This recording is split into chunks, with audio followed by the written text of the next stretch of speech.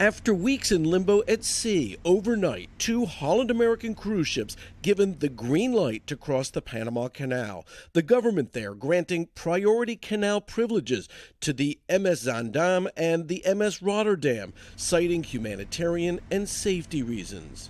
On board the Zaandam, the bodies of 4 passengers who it's feared may have died from coronavirus. The cruise line says more than 100 others have fallen ill with flu-like symptoms, and at least 2 on board have tested positive for the virus. Cliff and Doris Colber, both healthy and in a cabin they now call their jail cell. You've been on a ship with coronavirus.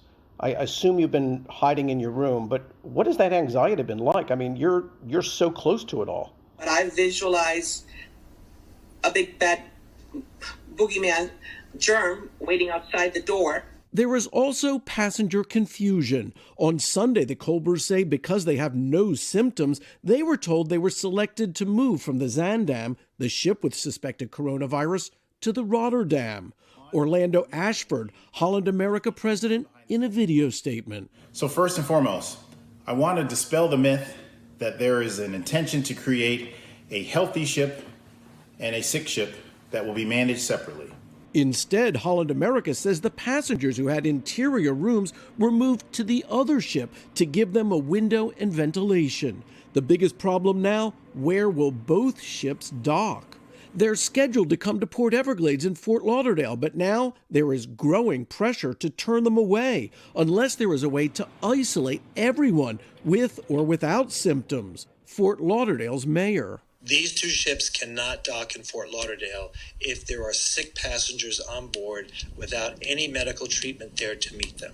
But this morning, that emergency medical plan does not exist. The Colbers ask, what's the difference between them coming by boat and all the New Yorkers who traveled to Florida from the epicenter on planes and in cars? These ships are blocked.